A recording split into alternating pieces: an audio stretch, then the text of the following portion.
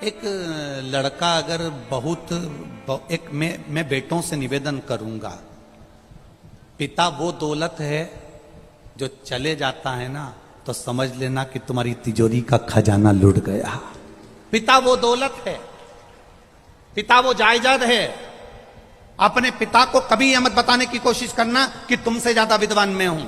अपने पिता को कभी यह बताने की कोशिश मत करना कि तुमसे अच्छी दुकान में चला लेता हूं। अपने पिता को कभी यह बताने का प्रयास मत करना कि तुमसे अच्छी नौकरी में कर रहा हूं। अपने पिता को यह कभी बताने का प्रयास मत करना कि तुम जितना नहीं कमाए उससे दुगना मैंने कमाकर गाड़ी खरीदी, बंगला खरीदा, ये बनाया, जेवर बनाया, ये करा, वो करा। अपने पिता को कभी ये मत बताना कि मैं जितना कर सकता हूं उतना तुमने नहीं करा, क्योंकि पिता की बराबरी तुम कभी नहीं कर सकते।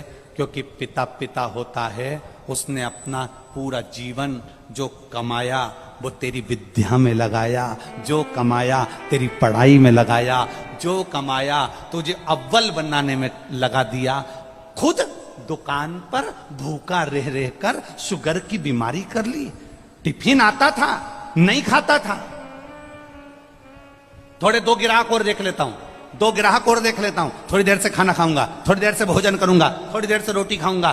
दो ग्राहक के चक्कर में मेरे बेटे की फीस जमा करना है। बाहर पढ़ने गया है, मुंबई पढ़ने गया है, पूना पढ़ने गया है, जयपुर पढ़ने गया है, कोटा पढ़ने गया है, जोधपुर गया है, मेरे बेटे की फीस जमा करना है। वो दो ग्राहक ज्यादा के चक्कर में भूखा रहता रहता रहता रहता बीपी और शुगर की बीमारी कर ली। उस पिता की होड़ मत करना जिसने अपने शरीर का एक एक रक्त केवल तेरी जिंदगी बनाने में लगा दिया। उस पिता के ऊपर तो तुझे गौरव उत्पन्न होना चाहिए।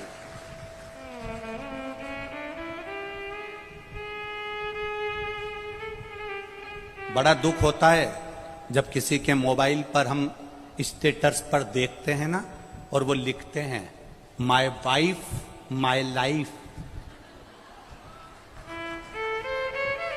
बड़ा दुख होता है जब किसी के मोबाइल के स्टेटस पर देखा जाता है कि माय वाइफ माय लाइफ। तुम्हारे लाइफ बनाने में तुम्हारी वाइफ ने क्या क्या करा, एक बार पत्र में लिख के तो भेज भेरू। मैं तो इंतजार में बैठा हूं।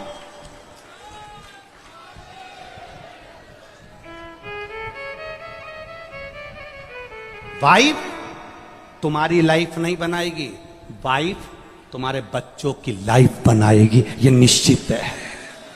वाइफ, हां, वाइफ किस जगह पर खड़ी होती है?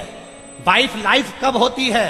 जब तुम बीमार पड़े हो, तकलीफ में हो, कष्ट में हो, कर्जे में लदालूम हो गए, दुख की घड़ी है और तुम्हारी पत्नी तुम्हारे सामने खड़ी होकर कह दे चिंता मत करना, कर्जा भी हो गया तो मरने की मत सोचना, बीमारी आ गई ना टेंशन मत लेना, मैं तुम्हारे साथ कदम से कदम मिलाकर चलूंगी, चिंता मत करना। तब लिखना माय वाइफ माय लाइफ है। ये मुझे ज्ञान दे रही है, ये मुझे समझा रही है, ये मुझे ज्ञान का स्मरण करा रही है। और नहीं तो अपने मोबाइल पर लिखना चाहिए my father my mother my life. मेरा पिता और मेरी माँ ही मेरी लाइफ है जिसने मेरी जिंदगी बनाई है। हम तुम्हारी पत्नी का विरोध नहीं कर रहे, क्योंकि हमें तुम्हारी पत्नी का विरोध करना भी नहीं है। जैसी मिली है तुम निभा रहे हो, हम तुम्हारी पत्नी का क्या विरोध करें। हमारा इतना सा कहना है तुम्हारी पत्नी तुम्हारी दुख की घड़ी में सामने खड़ी हो, तुम्हारी पत्नी तुम्हारे दुख के समय पर तुम्हारे सामने खड़े होकर कह रही हो चिंता मत करो, कोई बात नहीं, पैसा नहीं है ना, अब की बार साड़ी नहीं लेंगे करवा चौथ पर, मेरे पास बहुत पड़ी है, जेवर पड़ा है, तुम चिंता मत करना। अगर दुख की घड़ी आ भी गई पूरा जेवर उठाकर दे दूंगी, तुम्हें कर्जे से मुक्त कर दूंगी, तुम चिंता मत करना, तुम चिंता मत करना। एक बात याद रखना, जब हमारे घर में दुख आता है तब हमारे घर का सोना बैंक में जाता है या दुकान पर जाता है? काय के लिए? गिरवे रखने के लिए या बिकने के लिए? बोलो सही है कि गलत है? जब दुख आता है तब घर का सोना दुकान पर जाता है, जब दुख आता है घर का सोना सुनार की दुकान पर जाता है। सुनार को पूछता है तुम तो हमारे परिचित हो, ऐसा क्या तकलीफ आ गई जो इतना सारा भाभी का पूरा जेवर लिया है, तुम्हारी मम्मी का पूरा जेवर लिया है, क्या हो गया ऐसा? कहा साहब बहुत कर्जे में हूं, बहुत दुख में हूं, इसलिए घर का सोना जो तिजोरी में रखा होता था, अलमारी में पड़ा होता था, उसको मैं दुकान पर लेकर आया हूं।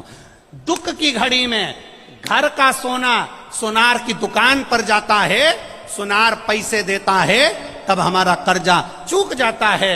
जब दुख की घड़ी में घर का सोना सुनार के पास जाए तो समझ लेना कि दुख की घड़ी में अगर तिजोरी में रखा सोना दुकान तक जा रहा है तो दुख की घड़ी में हमें महादेव के दरवाजे तक जाना है, तो सोना दुकान पर नहीं जाएगा, अपने आप सब काम हो जाएगा। हम दुख की घड़ी में अपनी चैन, अपनी अंगूठी, अपनी मोबाइल, अपना पर्स गिरवे रखी आते हैं, पर हम दुख की घड़ी में महादेव के पास नहीं जाते हैं। बोलो सही है कि गलत है? दुख की घड़ी आई, तुमने सोचा मेरी गाड़ी रख देता हूं, मेरा बंगला रख देता हूं, मेरा ये सामान रख देता हूं, मेरी चेन रख देता हूं, मेरी अंगूठी रख देता हूं। मेरा एक निवेदन है, अपने चेन, अंगूठी, मोबाइल, पर्स को गिरवे रखने से अच्छा, कर्जे में डुबाने से अच्छा, एक बार दुख की घड़ी में जैसे सोना सुनार की दुकान पर जाता है, ऐसी दुख की घड़ी में तुम मेरे महादेव के मंदिर में, लोग सोना दुकान पर ले जाते हैं, तुम 2 लोटा पानी महादेव के मंदिर में लेकर जाना, उसको चढ़ाना, 1 महीना इंतजार करना, फिर विश्वास रखना कि शिव पुराण सुनी थी तो 1 महीने में बाबा ने धीरे धीरे कर्जा चुकाया कि नहीं चुकाया। कहां से आएगा, कैसे देगा? उसका नाम कुबेरेश्वर महादेव है। वो साधारण नहीं है, बड़ा आनंद में बैठता है, अलमस्त होकर बैठता है, अपने पास कुछ नहीं रखता पर दुनिया को देने की सामर्थ्यता रखता है।